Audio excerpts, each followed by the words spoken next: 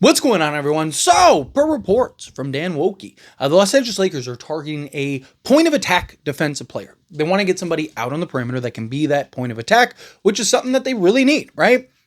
Just saying, Lakers could get somebody for free and a Josh Okogie. I think that makes some sense. Obviously, I'd still like the Lakers to make some trades, make some moves, but a guy like a Joshua Okogie can slot right in, play that role for you. You get him for free. Right? Lakers still have a couple days. We are inching closer and closer to when Shake Milton kind of becomes fully guaranteed. So Lakers, I imagine, in the next few days are going to waive Shake Milton. I imagine we're going to get those reports sooner rather than later. But, Joshua Okogie, if the Lakers can find that move, Marcus Smart is another guy that kind of comes to mind. We'll see if the Lakers actually make a trade for that kind of player. There's Chicago Bulls have several guys that they are potentially shopping. I'm sure that there are other teams that are out there kind of in the ether that potentially could trade guys, right? Everything has a price. It's just, one, is the Lakers willing to pony up for said price? And two, what is that price for the other teams? But I want to go over exactly what was said, and then we'll kind of break this down even further. But Dan Wokey and Joe Vardon of The Athletic, the team is focused on addressing this issue. The Lakers have additional roster work to do. The team can create a roster spot by waiving Shake Milton. Team sources have said that improving the team's point of attack defense is a priority. So again, look, the Lakers are not oblivious to what they need. Right, Rob Pelinka talked about it when he did his, exit interviews and just periodically throughout this offseason of like, hey, we need defense and athleticism out on the perimeter. We also need a center, which they solved like a better backup center, right? But I don't think like a better backup center is a like extreme priority. Right? Jackson Hayes throughout the regular season, I think will be fine. DeAndre Ayton, there's questions about like his durability, right? Like how many games is he going to play? Like, as long as he's giving you, 65 to 70 games, I think we're good. Jackson Hayes, if he starts, 15, 20 games this season, I think the Lakers will be good. We saw Jackson Hayes and what he was able to do during the regular season. I don't think that'll change in the regular season. I even said during that stretch, I don't believe he is a starting level center, but you can get away with certain things during the course of a regular season, right? 82 games, he's good enough to kind of fill in and slot in that role. It's come playoff time when you really need to address that. Now, I'm not saying the Lakers shouldn't address it. If that opportunity is there and you can do it, then do it, right? Like if you could go get Nick Richards for a reasonable asking price, then fine, go get Nick Richards for a reasonable asking price. If Al Horford wants to come, sign Al Horford. If Nikola Vucevic ends up getting bought out and wants to come, go do that. I'm not saying that the Lakers shouldn't do it. I'm just saying I don't think that that's the top priority right now. I think you have the center that's going to be your starter. You can take your time on kind of upgrading the backup as things progress, as more and more options develop and open up. Prices start coming down over the course of the season, or teams want to start getting off of guys or whatever. And it's like, okay, well, let's get this guy or let's get that guy, right? We'll see. Patience, I think, is key in that center position spot. But the perimeter help. Once again, if the Lakers were to go into the season as is, wouldn't be super thrilled about it, but I don't think it's the end of the world.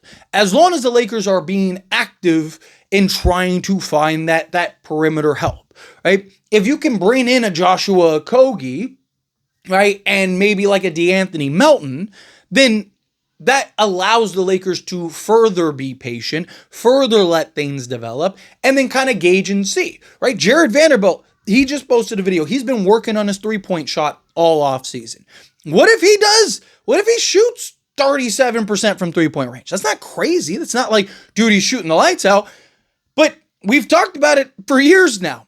Jared Vanderbilt is like a serviceable three-point shot away from being one of the premier 3-and-D guys. And I already think that they should be starting Jared Vanderbilt. Like Jared Vanderbilt, I think, over Rui right now. I don't think that they will, but I just look at, you got Luka, Austin Reeves, LeBron James, and DeAndre Ayton. That is more than enough offense in your starting unit, right? I think Jared Vanderbilt gives you the best balance. But again, like if the Lakers can kind of solve some of these needs through kind of free agency and the buyout market and stuff, then again, that allows them to remain patient and wait for the right trades. But once again, do not do not let those moments, those opportunistic trades, don't let them pass you by. Right? Like, again, if the Lakers go and get a couple pieces, they get a Joshua Okogie, they get a DeAnthony Melton, and then Miami calls and is like, all right, fine, you can keep your first and let's just do the trade with Rui, Gabe Vincent, and Dalton Connect. Okay, now go make that move. Do that. Upgrade the roster and to a level in which you believe that you can contend now.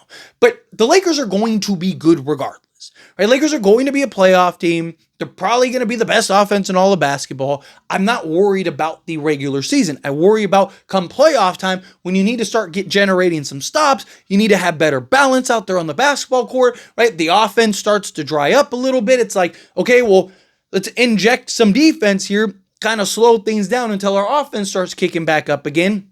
Then you can kind of better march into the series, right?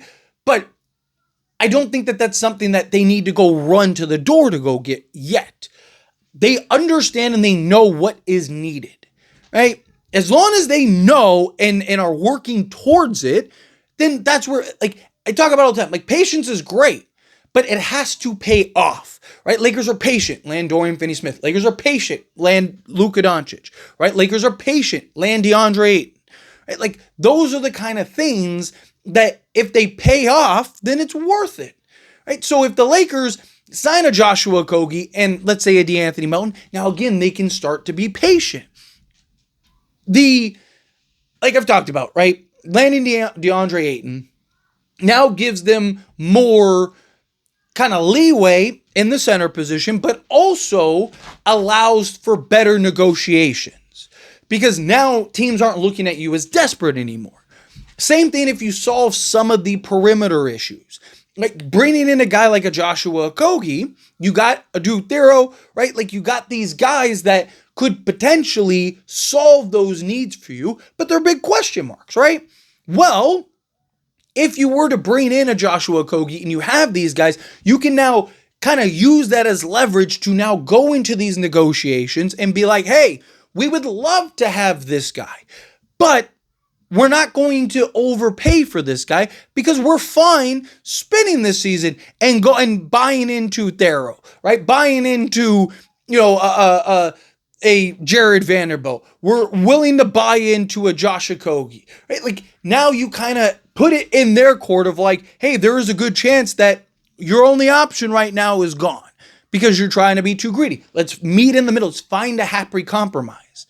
Lakers need point of attack defense. Absolutely. That should be the biggest priority. But you go get a guy like a Joshua Okogie who was just shooting 38% from three-point range with Phoenix Suns. He's going to be slotted alongside Luka Doncic and LeBron James. All of a sudden, that's huge for the Lakers. Now you and solve your kind of point of attack defense. Now you basically get a Jared Vanderbilt equivalent, but at the guard position, who's 6'4", 6'5", with a 7-foot wingspan. And so now you got the size and length and the defense to put around. You can go, especially if Jared Vanderbilt is much improved. I'm not saying he has to shoot the lights out, but if he is much improved, now you can do things like Luka Doncic, Josh Okogie, Jared Vanderbilt, LeBron James, and DeAndre Ayton. Not saying that'll necessarily be the starters, although if Okogie and Vander are shooting 38% from three-point range, then kind of be hard to say no. But point is that you now have that luxury. So now you can kind of let things, and if things are looking good, you further don't have to push issue. Now you're really going into those negotiations and being like, hey, look, we still love your guy. We could use some depth. We'd like, to kind of have a piece, whatever. Maybe the guy, like in Andrew Wiggins' case, more experienced, right, a little more trustworthy. But again, that's not worth it for us to overpay for. We're fine with the guys that we got. But you have to get those guys first. You need to see and experience that first, right? Lakers get DeAndre Ayton. That now allows the Lakers to be patient at the center position. Where if you didn't have that, teams are still trying to fleece you. Teams are still trying to do everything they can to get as much as they can from you. But now the Lakers are in a position where, hey, all you guys, you learned the lesson, didn't you? You should have sold it to us at the prices that we wanted, and we would have had your guy, and you would have gotten assets. Now it's too late. Now, sorry, we don't need Nick Claxton no more. We still love a Nick Richards, a Daniel Gafford, things like that. But now it's on our price. Now it's on our terms. Otherwise, keep your guy, and we'll figure it out as the season progresses, right? Lakers can't miss That's what I keep trying to get across. Like, Lakers aren't OKC or the Spurs or any of these teams where they have the luxury of just like overpaying for a guy or two. Like, the Thunder overpaid for Gordon Hayward, and it was a total disaster. So much so that Sam Presti had to do a press conference explaining it, but no one cared. It didn't matter, right? Because again, they have such a well of treasures, right? So the Lakers don't have that luxury. So they have to be smart. They have to find that right trade, that right move. And if that presents itself, then you take it. But if you can solve those needs through buyouts, through free agency, all of that, now that takes the pressure off and allows you to continue to be patient to find that right move that now puts you over the top. Or who knows, maybe those guys pay off. If Jared Vanderbilt becomes a 38% three-point shooter, Joshua Okogie keeps shooting 38% from three-point range. Those two guys are absolute clamps defensively. Darrow actually becomes a real rotation piece. Jake LaRavia becomes the guy that many, myself included, think he can be. DeAndre Ayton ends up buying in. You got a healthy Luka. All of a sudden, you start stacking all these things. You look up, Lakers are one of the 3 best teams in basketball. Again, but we won't know until we get there. So that's where the patience kicks in. But let me know your thoughts and opinions down in the comments. That being said, if you haven't liked this video, hit that like button. Helps me a lot. So we enjoy these types of videos, and I truly appreciate it. Not subscribe channel, hit that subscribe button. Turn on the bell notifications. Appreciate y'all. See you in the next one. Thank you.